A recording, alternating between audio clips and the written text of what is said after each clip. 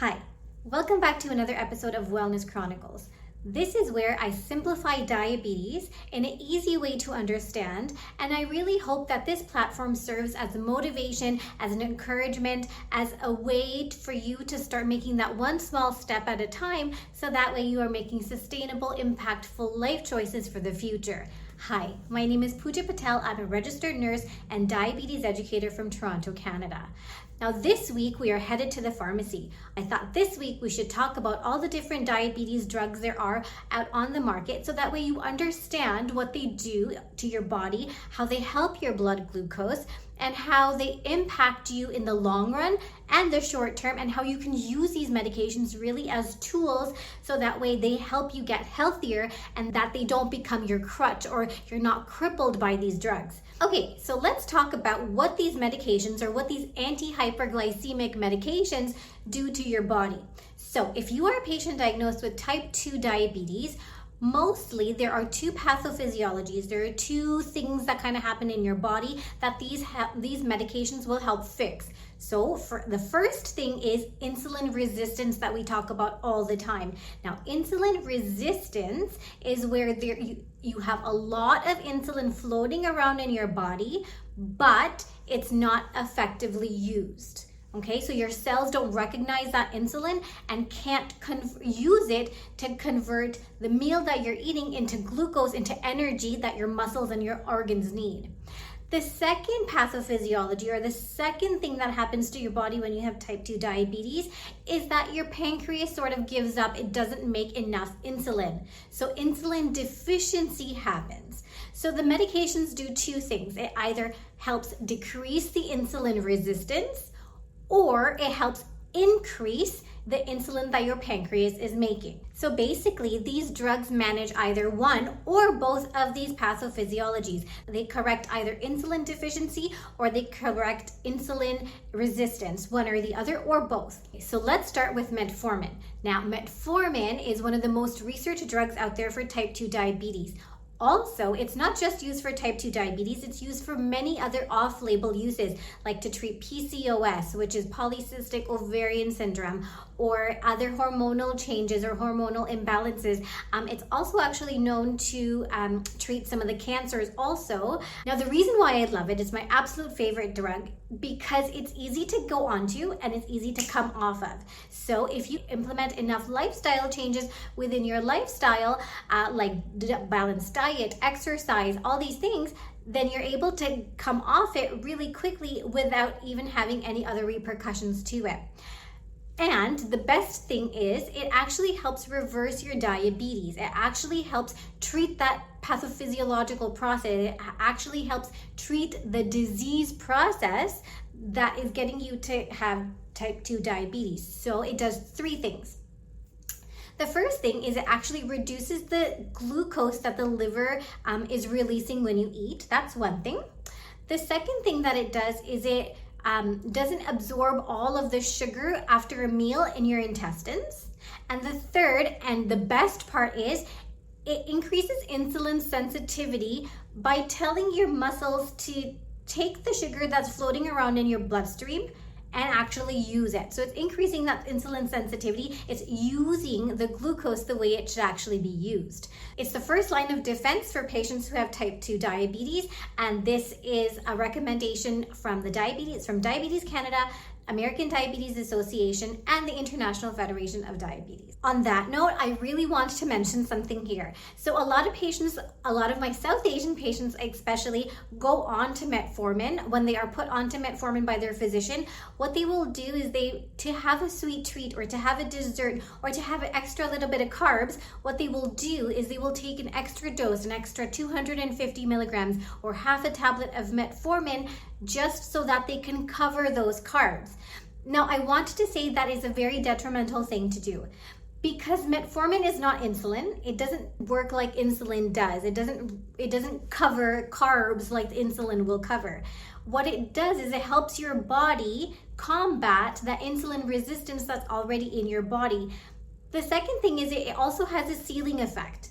So when there's enough metformin in your body, taking more will do absolutely nothing. So that way it's detrimental. The second thing is adding more dose to your body will actually increase the side effects, like the GI effects, like the nausea, vomiting, diarrhea effects, and upset stomach of metformin that it actually has. So I don't recommend doing that.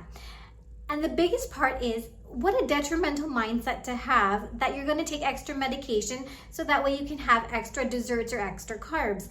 The mindset should be that you balance your meal you include the dessert within your balanced meal, or you have some extra carbs, and instead of taking extra medication, maybe have it earlier on in the day so that way you can walk a little bit extra, or you can go for a 30-minute walk, or you're able to cover in some other way. So that way you're not taking extra doses of medication that may or may not work for you.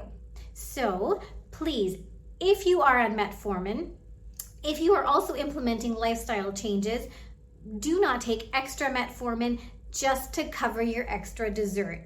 Make sure you include your dessert as part of your balanced meal, because that is the best mindset to have going forward, and that is the only way it is sustainable for you to have a healthy, long life. So the second group of drugs, which is often prescribed with metformin, is your sulfonylurea. So glyburide, glimepiride, or often called diabeta. These medications, what they do is they actually tell your pancreas to make more insulin, so that way it's covering more carbs, or the carbs in the meal that you have had. So when my patients are prescribed glyburide, I recommend a couple of things. I always tell them that they might gain 1.5 to 2 kilos of weight. I always tell them to have a 15-gram glucose snack on hand, because these drugs, because they stimulate your pancreas to make insulin, you are more likely to have a hypoglycemic episode, especially when it's first prescribed, because you're still getting used to the drug. So I always recommend to keep 15 grams of sugar, just in case you're starting to feel a hypoglycemic episode.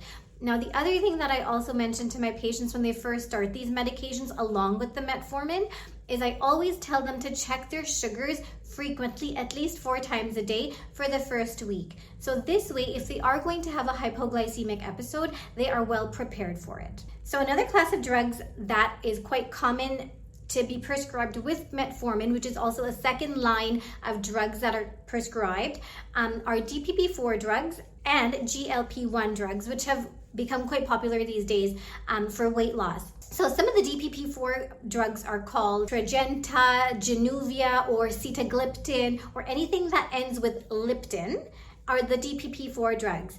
Some of the GLP-1 drugs, which are called semaglutide, duraglutide, or Trulicity, Ozempic, or Mounjaro, these drugs are your GLP-1 drugs. Now, with these drugs, they work in 3 ways. So the first thing is they force the pancreas to make more insulin. That's one way. Another way that they work is they suppress glucagon, which increases blood glucose in the bloodstream. And the third way that it works, it keeps you fuller for longer. And the reason how it does that is it increases the emptying time of your stomach. So if your stomach is still full, it's going to keep you fuller for longer. Okay, now my patients always ask me, because this is quite popular for weight loss, do I recommend GLP-1 drugs for weight loss? So there's a lot of research out there that GLP-1 drugs, or Ozempic, or Mounjaro, or Trulicity, these are great drugs for weight loss for patients who have a BMI of more than 27. So if they're overweight or obese or morbidly obese, these drugs work wonderfully for them.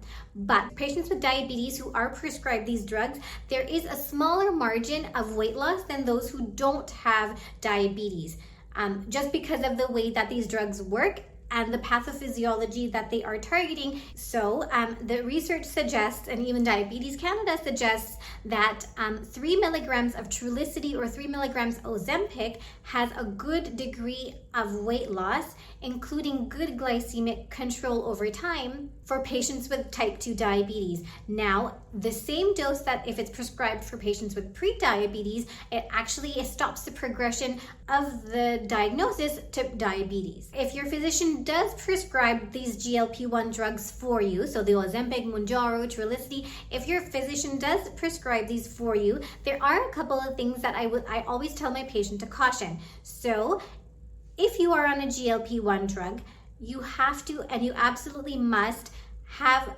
enough protein. So it is recommended that you have anywhere from 0.8 grams to 1 gram of protein per kilo per body weight.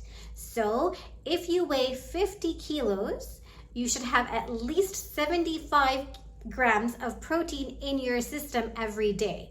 Okay, and the reason for that is because what the GLP-1 drugs do is with the fat loss, you actually are also losing lean protein or lean muscle mass. So when people have sunken cheeks, for example, when they take these GLP-1 drugs, that is the result of losing lean muscle mass.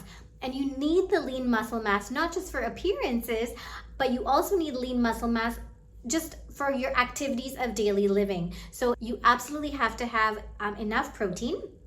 Secondly, I always recommend my patients to lift weights 3 times a week.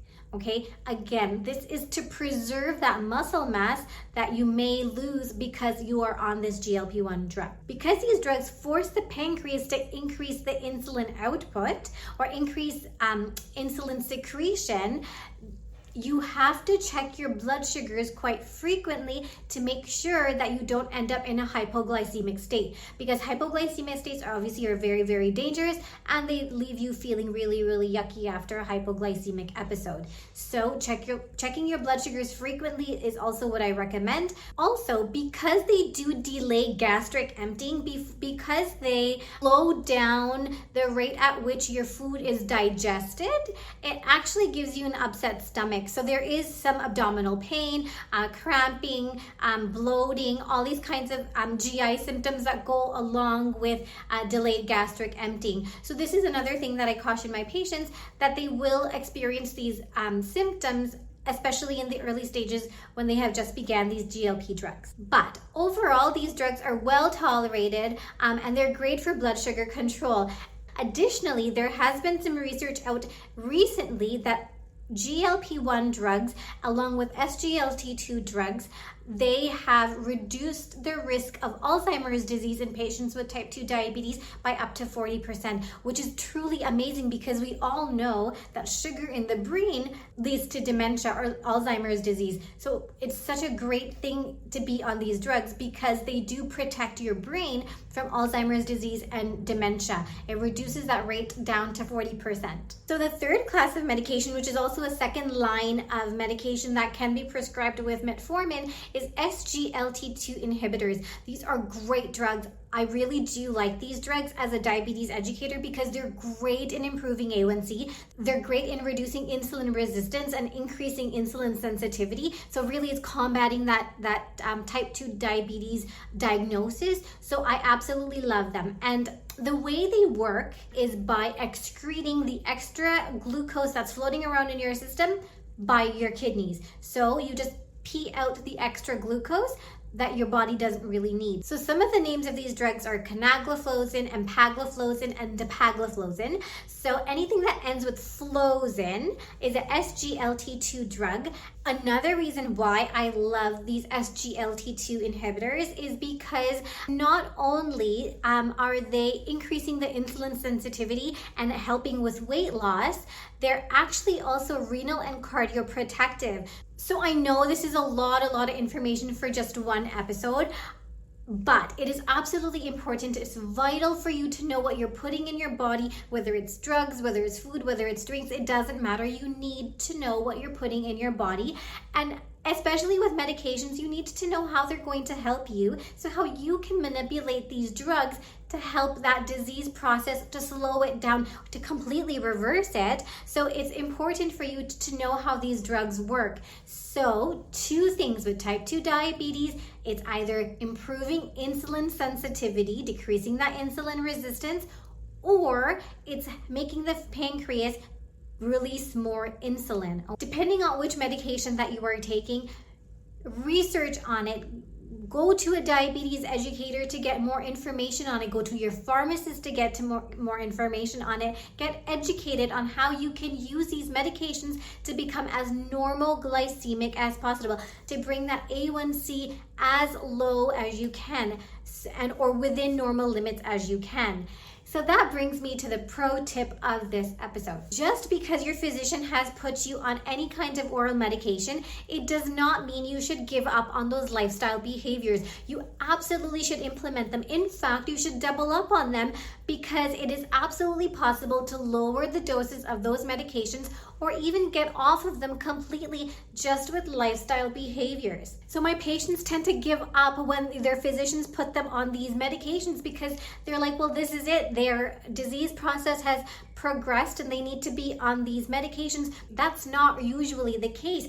Make sure you are helping your body out by having a balanced meal, by increasing your physical activity, so that way you can get off of these medications, or even just help these medications work better in your body, work better to combat this disease of type 2 diabetes. So with that, thank you so much for listening to this episode all the way to the end. Now, I know it was a lot of information, like I said, but please, you need to know what's going into your body and you need to help that body out. So keep listening to Wellness Chronicles. If you took anything away that was helpful in this episode, please do not forget to subscribe and share, and so that way we can spread the knowledge to create a happier and healthier community. So until next week, until next time, stay healthy, stay kind.